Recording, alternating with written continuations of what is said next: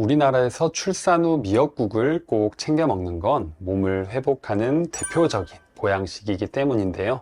그런데 이 미역국을 끓일 때 이렇게 끓이면 오히려 독이 되고 발암물질을 유발한다는 사실 알고 계셨나요? 오늘은 미역이 우리 몸에 어떻게 좋은지 그 효능에 대해 알아보고 건강을 위해 조심해야 하는 꽝조합과 더 맛있고 건강하게 먹을 수 있는 꿀조합에 대해 알려드릴 테니 잘 시청해 주세요. 미역은 철분, 칼슘과 요오드가 많이 함유되어 있어 우리 몸의 신진대사를 촉진시키는데요. 그래서 오래전부터 미역국이 산후조리를 대표하는 음식이 되었습니다. 또 미역은 미세먼지를 통해 몸에 들어온 중금속을 없애는데 좋은 식품으로 알려져 있는데요. 바로 미역의 핵심 성분 중 하나인 알긴산 덕분입니다. 이 알긴산은 유해 성분들의 흡수를 막아주는 것뿐만 아니라 중금속 해독 효과가 있다는 연구 결과가 있습니다. 또한 미역은 당뇨병 개선 효과에 뛰어난 식품 중 하나인데요. 해조류는 칼로리가 낮고 다양한 영양소와 미네랄이 풍부합니다. 폴리페놀, 비타민C, E, 플라보노이드의 항산화 작용을 통해 세포 손상을 막고 합병증 발병 위험을 낮춰주는데요. 그리고 혈관 속 노폐물을 제거하고 콜레스테롤 수치를 낮춰 혈액 건강을 돕는 효과까지 있습니다. 또 해조류 속 끈적끈적한 부분에 많이 함유된 푸코잔틴이라는 성분은 혈당 조절을 도와주는 역할을 합니다. 그리고 미역에는 수용성 식이섬유가 풍부한데요. 이것은 위에서 수십 배로 불어나며 포만감을 오래 유지하게 해줘서 식이 조절에 도움을 줍니다. 또 수용성 식이섬유뿐만 아니라 불용성 식이섬유도 많아 변비 개선에 효과가 좋은데요. 불용성 식이섬유는 특히 장내 유산균의 좋은 먹이가 되기 때문에 장 속 환경 개선에 좋은 역할을 합니다. 그리고 미역에 뼈를 건강하게 하는 칼슘이 풍부하다는 사실 알고 계셨나요? 생미역 100g에는 칼슘 149mg이 들어있는데 이것은 칼슘이 풍부한 우유의 118mg보다 더 많은 양입니다. 칼슘은 여성분들에게 특히나 중요한 영양소인데요. 폐경과 갱년기를 겪으며 호르몬 변화로 인해서 골다공증 발병률이 높아지기 때문입니다. 미역에는 뼈 건강에 도움이 되는 칼슘뿐만 아니라 인과 마그네슘도 풍부합니다. 그리고 성인병 예방을 위한 체중 조절 식품으로도 유명한데요. 미역은 100g당 18kcal의 적은 열량을 내고 단백질 3g, 탄수화물 5.1g이 들어있는 반면 지방 함량은 0.3g 밖에 들어있지 않아 대표적인 저지방, 저열량 식품입니다. 그리고 각종 미네랄과 비타민이 풍부해 영양학적으로 아주 좋은데요. 특히 항산화 성분인 베타카로틴 함량이 1890마이크로그램으로 매우 풍부합니다. 그래서 활성산소로부터 세포를 보호하고 소화기능 개선은 물론이고 혈압 조절에 도움을 주기 때문에 소화기, 혈관 건강에 아주 좋습니다. 그런데 미역이 가진 풍부한 효능을 100% 활용하시려면 미역의 장점을 깎아내리는 꽝조합은 피하고 미역의 장점을 살리는 꿀조합은 챙겨서 드시는 것이 좋습니다. 자, 지금부터 이 조합에 대해서 하나씩 알아볼게요. 시작 전에 구독 버튼을 꼭 눌러주세요. 일주일에 2번씩 알찬 건강 정보를 보내드리겠습니다. 첫 번째 꽝조합은 바로 참기름입니다. 미역국을 끓일 때 감칠맛을 위해 참기름을 두른 후 미역과 소고기를 먼저 볶아주시는데요. 그런데 사실 이렇게 하면 발암물질이 발생되는 잘못된 조리법입니다. 참기름 발연점은 160도로 낮은 편인데요. 그래서 고온에 가열하면 발암물질인 벤조피렌이 발생하게 됩니다. 이런 이유로 참기름은 고온으로 조리할 때 적합하지 않고 무침 요리 등 요리 마무리에 둘러주는 용으로만 사용하셔야 하는데요. 그래서 미역국을 끓일 때는 다 끓이고 마지막에 참기름을 둘러주시는 게 가장 좋습니다. 그렇다면 들기름은 어떨까요? 들기름 역시 발연점이 낮은 편에 속합니다. 참기름보다 발연점이 조금 높긴 해도 고온에 가열하면 들기름도 역시 발암물질이 발생하게 되는데요. 그래도 참기름과 들기름으로 볶으셔야 한다면 좋은 방법이 있습니다. 바로 현미유, 콩기름, 해바라기 씨유 같은 식용유와 섞어서 사용하시는 것인데요. 식용유는 발연점이 높습니다. 그래서 식용유를 참기름, 들기름과 섞어서 사용하게 되면 전체 발연점이 높아지기 때문에 발암물질 생성을 막을 수 있는 것이죠. 두 번째 꽝조합은 바로 콩팥이 안 좋으신 분들입니다. 신장질환이 있으신 분들은 미역을 너무 많이 드시면 안 되는데요. 미역에는 칼륨이 풍부해서 신장에 부담을 줄 수 있습니다. 신장질환이 있으신 경우에는 우리 몸의 칼륨을 몸 밖으로 배출하는 능력이 떨어지는데요. 이로 인해 칼륨이 많이 함유된 음식을 먹으면 혈액 속에 칼륨이 많아지는 고칼륨 혈증이 생길 수 있습니다. 고칼륨 혈증이 발생하면 근육의 힘이 약해지고 심장이 불규칙적으로 뛰는 부정맥은 물론 심한 경우 심장마비 등으로 생명을 위협할 수 있습니다. 이 때문에 콩팥의 기능이 많이 떨어진 신장질환이 있는 경우에는 미역 섭취를 가급적 피하시는 것이 좋습니다. 신장질환이 없으신 경우에는 칼륨이 풍부한 미역을 드시더라도 신장을 통해 효과적으로 칼륨이 배설되기 때문에 혈중 칼륨 농도가 비정상적으로 높아지지 않으니 걱정하지 않으셔도 됩니다. 이렇게 신장질환 말고도 드시면 안 되는 경우가 또 있는데요. 항응고제인 와파린을 복용 중이신 분들도 미역은 가급적 피하셔야 합니다. 미역에 많이 함유된 비타민 K가 약효를 떨어뜨릴 수 있기 때문인데요. 비타민 K는 미역뿐만 아니라 녹색 채소에도 많이 함유되어 있습니다. 항응고제를 복용하시는 분들은 미역과 녹색 채소를 절대 먹으면 안 된다기보다는 과도한 섭취를 주의하시고 조금만 섭취하시길 추천드립니다. 다음 세 번째 꽝조합은 바로 파입니다. 각종 요리에서 파는 빠질 수 없는 식재료인데요.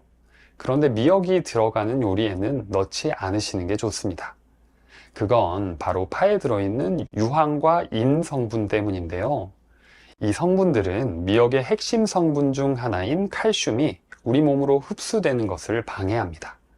미역에는 의외로 칼슘이 풍부하다고 말씀드렸는데요.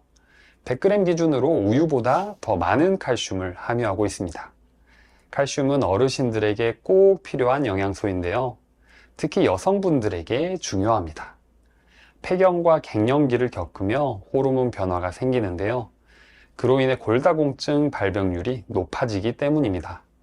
또 미역에는 뼈 건강에 도움이 되는 인과 마그네슘도 풍부하기 때문에 부모님들이 잘 챙겨 먹으면 좋은 음식 중 하나입니다. 칼슘 섭취가 꼭 필요하신 분들은 미역과 파 조합은 피해주세요. 그런데 한 가지 알아두셔야 할 게 있습니다. 미역과 파 조합은 미역의 칼슘 흡수만을 저해하는 것이지 영양소를 모두 파괴하는 상충되는 음식은 아닙니다. 미역은 칼슘이 풍부한 것 이외에도 알긴산, 폴리페놀, 비타민, 식이섬유 등 다양한 영양소가 가득합니다.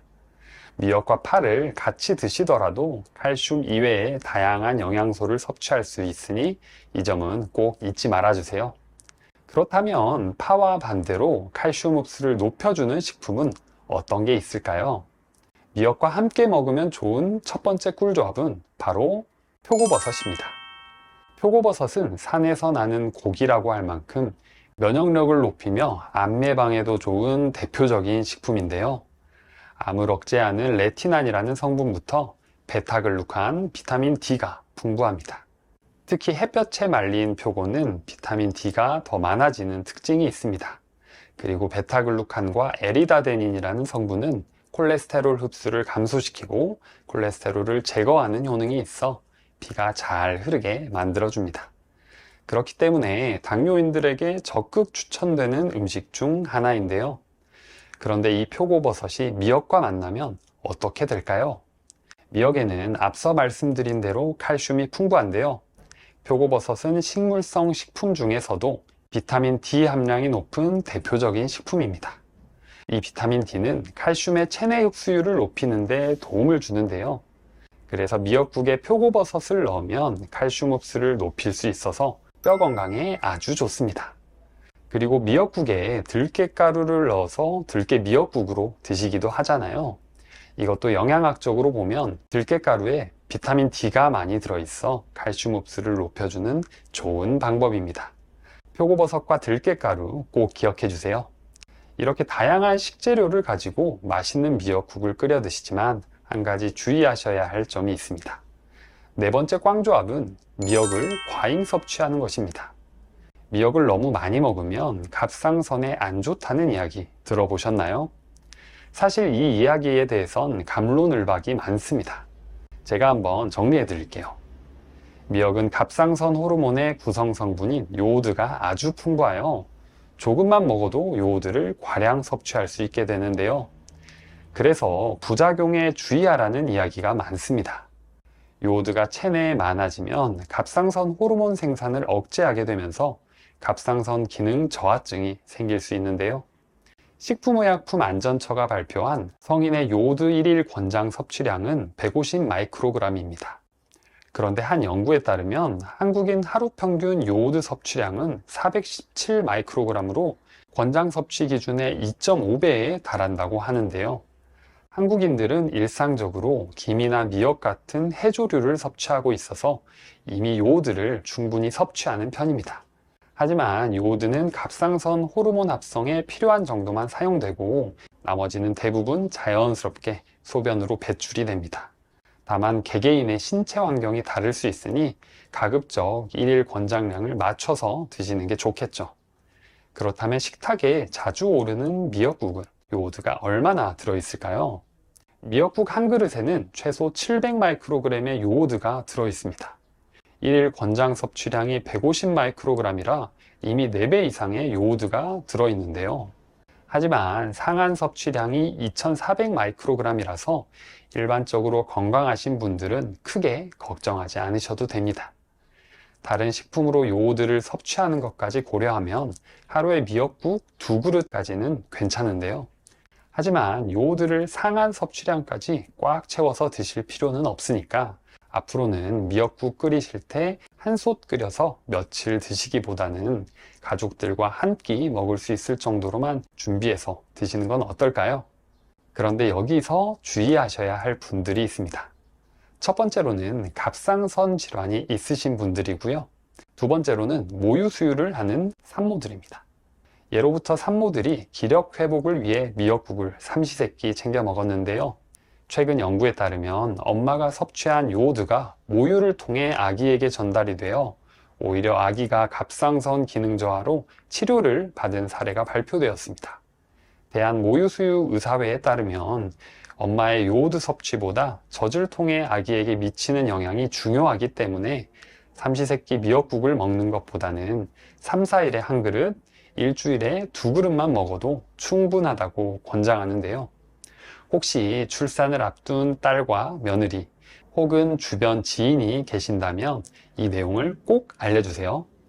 다음으로 함께 드시면 요오드의 과잉 섭취 걱정을 덜 수 있는 이 음식이 있는데요. 미역의 효능을 올리는 꿀조합 두 번째, 두부입니다. 콩으로 만들어낸 두부는 사포닌 성분이 있어 요오드를 몸 밖으로 배출하는 역할을 하는데요. 그래서 요오드가 많이 함유된 미역과 함께 먹으면 체내 요오드 균형을 이룰 수 있게 해줍니다. 또 두부를 같이 먹으면서 얻을 수 있는 건강상 이점이 많은데요. 두부에 들어있는 사포닌 성분은 노화 방지, 면역력 강화, 항산화 작용, 콜레스테롤 저하, 항암 작용 등의 다양한 효과가 있습니다. 그리고 두부 중에서는 대두콩으로 만든 두부가 검은콩으로 만든 두부보다 사포닌이 16% 정도 더 많이 함유되어 있습니다. 두부를 넣고 미역국을 끓이시면 당뇨와 치매 예방에 좋은 식단인데요. 우선 미역은 우리 몸에서 천천히 소화되기 때문에 탄수화물의 흡수를 느리게 하는 효과가 있습니다. 그러면서 췌장의 부담을 덜어주게 되는데요. 또 두부는 단백질 함량이 높고 지방과 칼로리가 낮아 다이어트 식품으로 많이 애용합니다. 두부의 레시틴 성분은 콜레스테롤의 흡수를 낮춰주고 기억력을 증진시켜 치매 예방에 좋은 물질로도 유명합니다. 두부가 요오드 균형 조절 효과만 있는 게 아니라 이렇게 건강에 좋은 다양한 점이 있다고 하니 꼭 같이 식탁에 올려보세요. 미역의 효능을 올리는 꿀조합 세 번째는 바로 미역귀입니다. 미역귀라는 부위가 생소하신 분도 있으실 텐데요. 이것은 미역의 씨앗을 퍼뜨리는 생식기 부분으로 미역 전체 중에서도 식이섬유가 특히 풍부합니다. 독특한 식감과 풍미가 있어 각종 반찬과 술안주로도 많이 찾는 별미인데요. 그런데 이 미역귀에는 후코이단이라는 성분이 많이 들어 있습니다. 후코이단은 중금속을 흡착해 몸 밖으로 배출해내는 능력이 있는데요. 그래서 예기치 못하게 섭취한 중금속들을 배출해내는 데 도움이 됩니다. 또 나쁜 콜레스테롤 수치를 감소시키며 혈액 응고를 억제하는 작용을 하며 우리 몸의 혈액순환도 촉진시켜 줍니다. 그리고 가장 중요한 핵심 효능이 있는데요. 바로 암세포의 자살을 유도하는 강력한 항암 효과입니다. 암세포는 무한히 증식하는 특징을 가졌는데요. 후코이단은 이러한 암세포가 스스로 소멸할 수 있게 해주는 뛰어난 효능을 가지고 있습니다.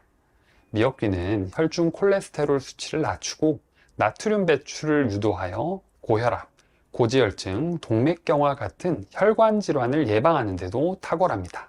그 밖에 항염 효과가 있어 폐렴, 기관지염, 천식에도 좋습니다.